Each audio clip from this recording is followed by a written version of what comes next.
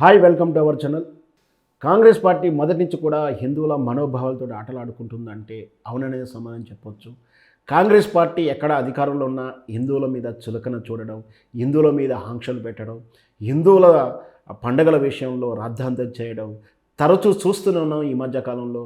అదే కోవలో రేవంత్ రెడ్డి హిందువుల మీద కొరడా చూపించాడా, రేవంత్ రెడ్డి హిందువుల పండగకు షరతులు పెంచాడా అంటే అవుననే సమాధానం చెప్పొచ్చు. సమ్మక్క సారక్క జాతరలకు మనందరికీ తెలుసు, గిరిజనుల ఆదివాసుల పండగ. అది యావత్తు తెలంగాణ సమాజమే కాదు, ఈ దక్షిణ భారతదేశంలోనూ అన్ని రాష్ట్రాలలో అత్యధికంగా భక్తులు వచ్చేటువంటి జన జాతర అది సమ్మక్క సారక్క జాతర. దేవుడు రూపంలో ఉండదు, కేవలం అక్కడ చెట్టు కొమ్మకు గద్దలనే దేవులుగా పూజిస్తుంటారు.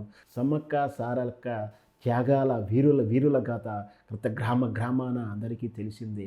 అది ప్రతి 2 సంవత్సరాలకు ఒకసారి జరిగే ఆ పండుగకు వేలాది మంది, లక్షలాది మంది దేశాల నుంచి, రాష్ట్రాల నుంచి నమ్మకంగా భక్తిగా వస్తారు, తరలి వస్తారు.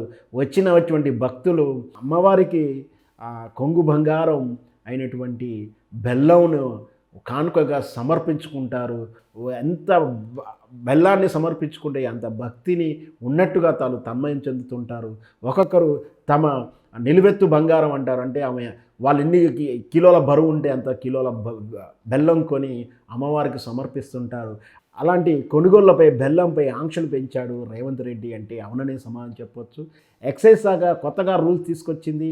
అది బెల్లం కొనుక్కునేటువంటి ఎవరైనా సరే కంపల్సరీ ఆధార్ కార్డు, ఇంటి అడ్రస్లు, పాన్ కార్డు ఇత్యాది వివరాలు అన్నీ ఇవ్వాలంటూ తీరా కొర్రి పెడుతుంది. ఈ విషయం తెలియకుండా బెల్లం కొనుగోలు చేసుకొని అమ్మవారి జాతరకు వస్తున్నటువంటి వాళ్ళని బెల్లం తరలింపు అంటూ ఎక్సైజ్ శాఖ వాళ్ళని అరెస్ట్ చేయడం, కేసులు పెట్టడం, లేదా అట్టి బెల్లాన్ని అధీనంలోకి తీసుకోవడం, సీజ్ చేయడం జరుగుతుంది.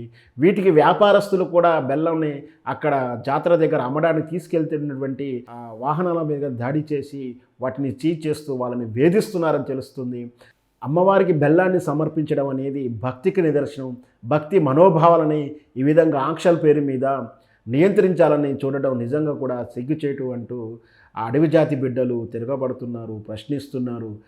నిజంగా ఆబ్కారీ వాళ్ళు కానీ, ఇంకా ఎక్సైజ్ వాళ్ళే కానీ, ప్రభుత్వమే కానీ నిజంగా కంట్రోల్ చేస్తే మరి ఈ దేశంలో గంజాయి ఇంకెక్కడ ఎందుకుంటుంది?